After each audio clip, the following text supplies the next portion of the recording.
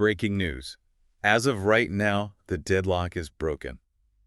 Ukraine is getting the L-39NG Skyfox jets for dedicated anti-drone missions. It's a massive development. I mean, after weeks of political gridlock, the solution has finally landed. It is Saturday, January 31st, 2026. And if you are supporting the defense of Ukraine and, stability in Europe, this is the update you have been waiting for. But before we jump in, a quick message to our listeners. Unsubscribe to Defense Reports, your go-to source for timely, in-depth military and defense reports. I'm Alex. Join me with Aria in the latest podcast by Defense Report for a sharp, no-nonsense breakdowns of the latest in global defense news, military technology, and strategic developments. And today we're going to cover the shift from the blocked L-159 transfer to the acquisition of brand-new L-39NG Skyfox jets to hunt Russian drones. We have a stack of sources today that paints a picture of a very chaotic week in Prague, which somehow ended up reshaping the air war in Ukraine. It really does. We're looking at high-level political backstabbing, a terrifying evolution in Russian drone tech involving, of all things, Elon Musk's Starlink, and a financing twist that is honestly the definition of poetic justice. It feels like a movie script. We went from a hard, case-closed rejection by the Czech Prime Minister to a sudden, multi-million-dollar deal for factory-fresh jets. And the cliffhangers here are real. We're going to dig into why the Czech PM shut down the transfer of the older jets so aggressively, which, ethically forced this pivot. And we're also going to look at that Starlink threat. Why are Russian suicide drones suddenly immune to jamming?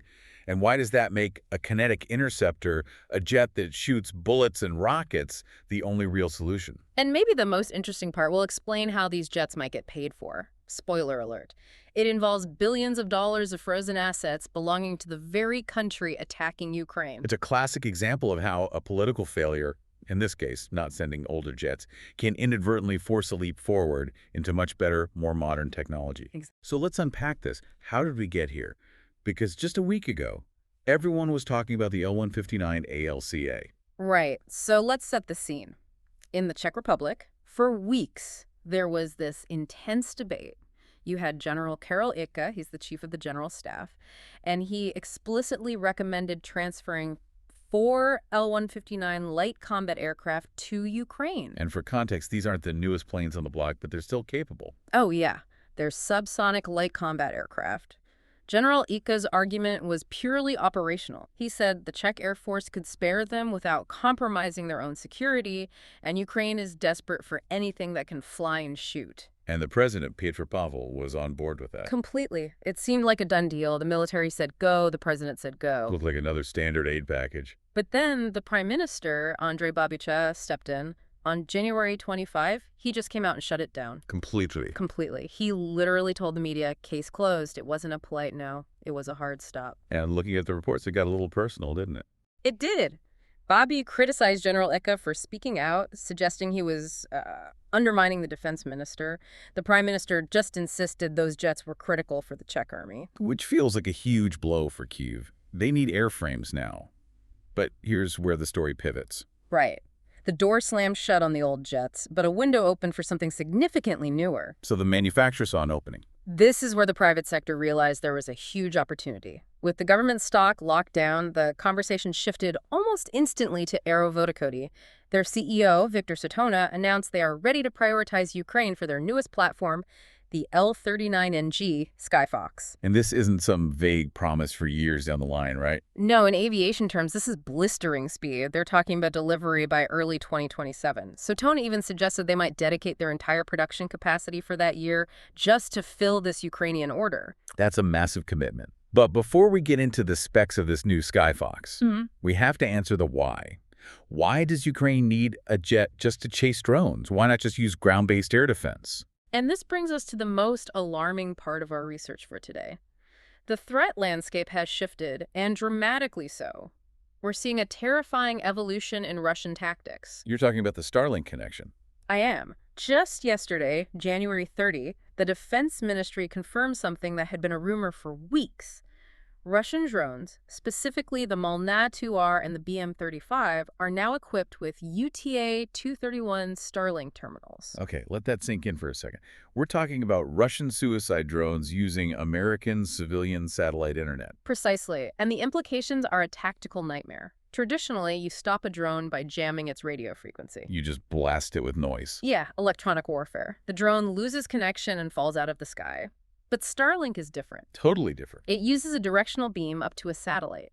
It operates beyond the radio horizon. So what does that actually mean for the defenders on the ground? It means you can't just jam it easily from a truck. The signal isn't coming across the horizon, it's coming from space.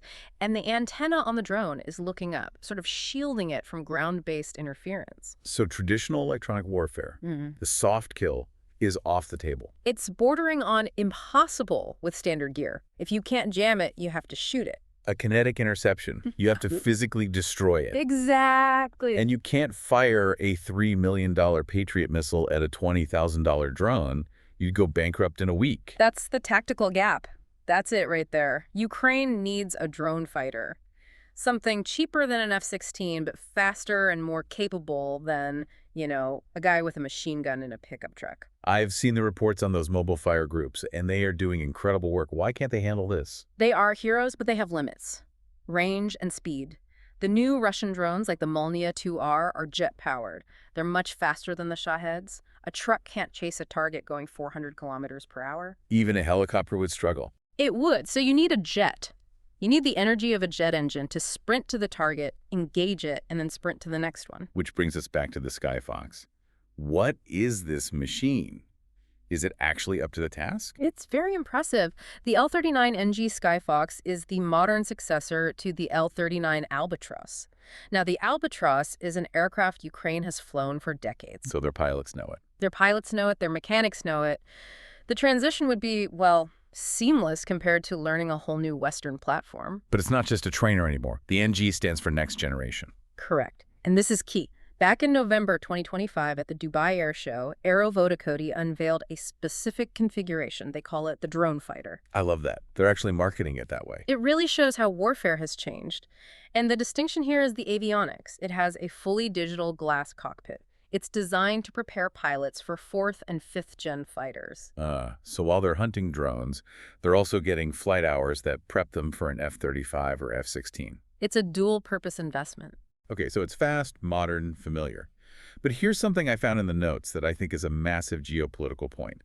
The Skyfox is ITAR-free.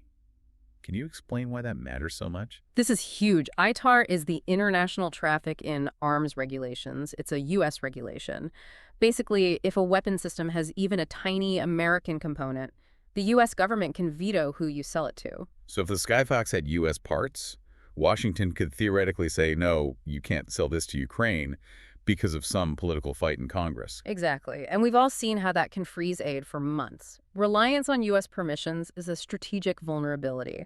But the Skyfox in this configuration is completely European. No U.S. components at all. None that are restricted. The targeting pods are Austrian or Australian. The weaponry is Belgian. This represents true European strategic autonomy. It means Europe can support Ukraine without waiting for a green light from across the Atlantic. That is a massive deal. Okay, let's talk about the fun part, the teeth. How does this thing actually knock a robot out of the sky? It uses a tiered approach to keep costs down. For close-range kills, it has 12.7mm machine gun pods. Bullets are cheap. If you get close, you just shred the drone. Old school. I like it. But the real star of the show is the rocket system. It's carrying the FZ-275 LGR by Thales, Belgium. LGR, laser-guided rocket. Yes, a 70mm rocket with a range of about 7 kilometers. But the magic is in the warhead, the FZ-123. How does that work? Think of it like a giant high-tech shotgun blast.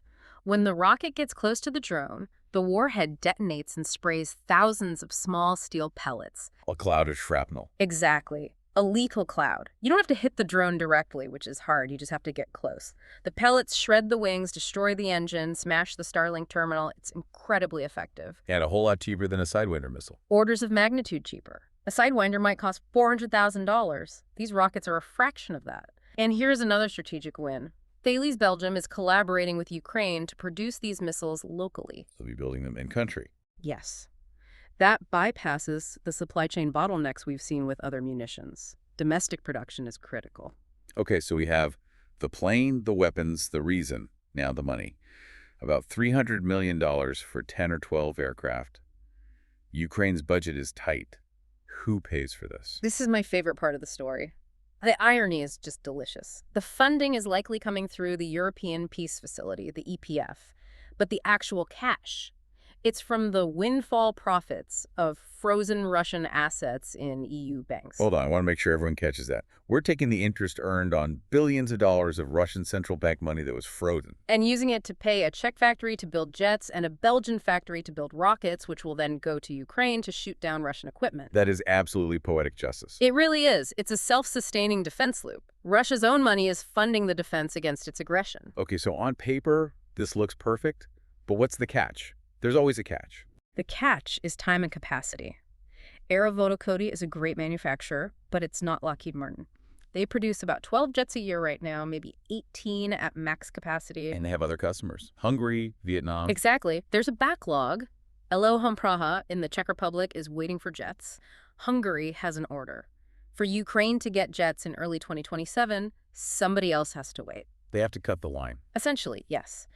Aviation says they can dedicate their 2027 capacity to Ukraine, but that means delaying deliveries to a NATO ally like Hungary. That takes some serious diplomatic maneuvering. But given the threat, you'd hope the allies would step aside. The defense of Ukraine is the defense of Europe at this point. You would hope so. The urgency is undeniable. Every day these jets aren't in the air is another day expensive interceptors are wasted. So, to summarize, we started with a political failure, the blocking of the old L-159s, but that forced a pivot to the L-39NG Skyfox. Which turned out to be a blessing in disguise. Instead of old airframes, Ukraine gets a cutting-edge, ITAR-free jet that doubles as a trainer for future pilots. And they get a local supply chain for the ammunition, all likely paid for by the aggressor's own frozen funds. It's a remarkable turn of events. It really is. It also signals a shift in how we think about air warfare. We're seeing the rise of the aerial border guard, jets designed to police the sky against swarms of cheap, satellite-controlled robots. It's a new era. We're fighting jet-on-robot. And the economics of that fight determine the winner. And the Skyfox flips that equation back in Ukraine's favor. It brings up a huge question for the future. With Russia using civilian tech like Starlink, and Europe using financial warfare to fund hardware, are we seeing the complete rewriting of the rules of the war economy? I think we are. The lines between civilian tech, financial markets, and kinetic warfare have never been this blurred. That is something to think about. We will be watching closely to see if that 2027 delivery date holds up. And we'll keep tracking the performance of those Thales rockets. You've been listening to Defense Report by Alex and Aria, where we analyze the latest in military strategy, global defense, and advanced weaponry. It's 8. Subscribe to Defense Reports, your go-to source for timely, in-depth military and defense reports. We'll catch you next time.